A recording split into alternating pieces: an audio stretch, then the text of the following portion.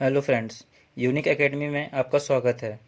आज हम स्टार्ट कर रहे हैं अपने सेकेंड चैप्टर का पार्ट 2। उससे पहले मैं आप सभी को बताना चाहूँगा कि हमारे चैनल पर डेली करेंट अफेयर के वीडियो अपलोड हो रहे हैं और साथ ही मैथ्स की क्लास भी चल रही है, जिसका लिंक नीचे डिस्क्रिप्शन बॉक्स में मिल जाएगा। तो चलिए स्टार्ट करते हैं। लास्ट लेक्चर में हमने देखा था नेशनल इनकम यानी राष्ट्रीय आय के बारे में, साथ ही CSO केंद्रीय सांख्यिकीय संगठन के बारे में भी जाना था। इसमें हमने देखा कि CSO ने भारतीय अर्थव्यवस्था को 3 भागों में डिवाइड किया है: प्राथमिक क्षेत्र, द्वितीयक क्षेत्र और तृतीयक क्षेत्र। साथ ही इन्हीं तीनों क्षेत्रों के 14 और विभाजन किए गए हैं। तो आइए हम इन्हीं के बारे में देखते हैं। पहला है प्राथमिक क्षेत्र। इसे प्रायः 4 क्षेत्रों में बांटा गया है, जिनमें पहला है कृषि या एग्रीकल्चर, दूसरा है खनन या माइनिंग, तीसरा है वन उद्योग और चौथा है पशुपालन या मत्स्य पालन। यहाँ पर एक सेक्टर बार बार कंफ्यूज करता है, वो है खनन, क्योंकि खनन के माध्यम से कोयला भी निकाला जाता है और पेट्रोलियम भी निकाला जाता है, लेकिन दोनों को अलग अलग क्षेत्रों में शामिल किया गया है। यहाँ पर कारण यह है कि प्राथमिक क्षेत्र को कृषि क्षेत्र कहा जाता है। कृषि की विशेषता यह है कि जो प्रकृति से प्राप्त होता है उसको आप उसी रूप में इस्तेमाल कर लेते हैं या खरीद लेते हैं। तो ऐसे समस्त क्षेत्रों को प्राथमिक क्षेत्र माना जाता है। खनन में कोयला जिस रूप में प्राप्त होता है वैसा ही हम उसे इस्तेमाल कर लेते हैं, लेकिन पेट्रोलियम को जिस स्वरूप में खनन किया जाता है वह वैसा इस्तेमाल नहीं किया जाता, बल्कि वह रिफाइनरी में जाके फ़िल्टर होकर यूज़ होता है। लेकिन जब प्राथमिक क्षेत्र का उत्पाद उद्योग में जाकर सुधार होकर आए या रूपांतरित किया जाए तो वह प्राथमिक क्षेत्र का उत्पाद नहीं कहलाया जाता। दूसरा है द्वितीयक क्षेत्र या सेकेंडरी सेक्टर। इसे प्रायः 3 भागों में विभाजित किया गया है: निर्माण उद्योग, विनिर्माण उद्योग और तीसरा है ऊर्जा या जलापूर्ति। ऐसी इंडस्ट्रीज़ जो प्राइमरी सेक्टर से कच्चा माल लें और कोई नई चीज़ बनाएं वह कहलाएगा निर्माण उद्योग। जैसे कि इस्पात से लोहा बनाया जाता है, लेकिन उसी उत्पाद को फिर से बनाया जाए, मतलब निर्माण उद्योग से वस्तु लेकर उसका फिर से निर्माण किया जाए, तो ये कहलाएगा विनिर्माण उद्योग। जैसे लोहे के काले तारों को लेकर उस पर पॉलिश की जाए। ऊर्जा, इसमें सभी प्रकार की एनर्जी आ जाती हैं और ये सभी द्वितीय क्षेत्र की कहलाती हैं।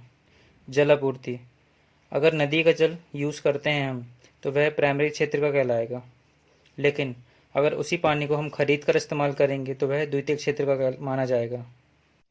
अब आते हैं तृतीय क्षेत्र में, जिसे हम सर्विस सेक्टर या सेवा क्षेत्र कहते हैं। इसे 7 क्षेत्रों में विभाजित किया गया है। पहला है बैंक, बीमा और संचार, दूसरा है रेल या यातायात, तीसरा है विदेशी समव्यवहार, मतलब जब आप किसी विदेशी व्यक्ति या विदेशी कंपनी के द्वारा सर्विस ले रहे हैं तो वह कहलाएगी विदेशी समव्यवहार। चौथा है सार्वजनिक प्रशासन या सुरक्षा, जैसे पुलिस हमें समस्या आने पर सुरक्षा देती है और समस्या पैदा करने पर दूसरे प्रकार की सेवा देती है। पाँचवा है व्यापार, होटल और रेस्टोरेंट। एक व्यापारी जो गांव से सामान खरीदकर शहर या दूसरी जगह पर बेचता है, यहाँ पर उसका उत्पादन कुछ भी नहीं है।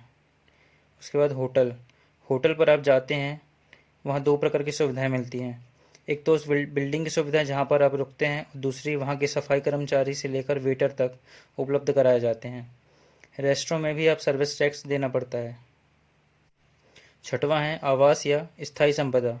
स्थायी संपदा से मतलब है जो आपके पास संपत्ति है, स्थायी संपत्ति, जैसे मकान, जमीन आदि। आवास और होटल में यह अंतर है कि होटलों पर सफाई कर्मचारी होते हैं, वेटर होते हैं, लेकिन आवास जो हमने किराए पर लिया है उसकी देखरेख हमें स्वयं करनी पड़ती है। सातवां है अदर्स या अन्य। अब हम देखेंगे राष्ट्रीय आय की अवधारणाएं क्या क्या हैं या कॉन्सेप्ट ऑफ नेशनल इनकम। इसमें है पहला है GDP, दूसरा है NDP, तीसरा है GNP और चौथा है NNP। GDP यानी ग्रॉस डोमेस्टिक प्रोडक्ट, NDP यानी नेट डोमेस्टिक प्रोडक्ट, GNP यानी ग्रॉस नेशनल प्रोडक्ट और NNP यानी नेट नेशनल प्रोडक्ट। ये 4 अवधारणाएं इम्पॉर्टेंट हैं राष्ट्रीय आय मापने के लिए। सबसे उत्तम मापन राष्ट्रीय आय का होता है NNP से। इनको एक एक करके पढ़ते हैं। सबसे पहले हम देखते हैं GDP यानी ग्रॉस डोमेस्टिक प्रोडक्ट। इसका हिंदी में मतलब होता है सकल घरेलू उत्पाद। सकल का मतलब होता है पूरा और घरेलू का मतलब होता है जो घर में उत्पादन हुआ हो। यहाँ पर हम अपने देश की बात कर रहे हैं यानी भारत की, तो भारत को हम घर मान लेंगे। तो भारत की सीमा के अंदर जो उत्पादन हो रहा है उसका मौद्रिक मूल्य निकाला जाए तो वह कहलाएगा जीडीपी।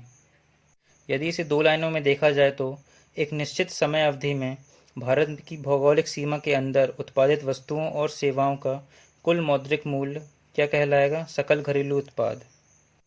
यहाँ पर दो तीन चीज़ें उभर कर आई हैं, जैसे एक वित्तीय वर्ष, यह कब से कब तक माना जाता है?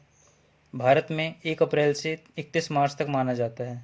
एक वित्तीय वर्ष में किसी देश में उत्पादित वस्तु प्लस सेवा का जो मौद्रिक मूल्य है, जिनका उत्पादन कहाँ हुआ हो? भौगोलिक सीमा के अंदर, उस देश की सीमा के अंदर, यह कहलाएगा ग्रॉस डोमेस्टिक प्रोडक्ट। इसी से मिलता जुलता कॉन्सेप्ट है एनडीपी यानी नेट डोमेस्टिक प्रोडक्ट।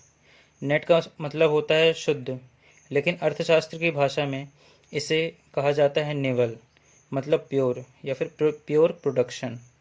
जब भी किसी वस्तु का प्रोडक्शन होता है तो उसमें घिसावट होती है यानी डेप्रिसिएशन आता है। अगर कुल उत्पाद में से डेप्रिसिएशन निकाल दें, मतलब जीडीपी में से डेप्रिसिएशन निकाल दें, तो जो उत्पाद मिलेगा वह कहलाएगा एनडीपी। इसे फॉर्मूले में देखें तो NDP equals to GDP minus ह्रास या फिर घिसावट या फिर डेप्रिसिएशन। आज के लेक्चर में इतना ही। धन्यवाद।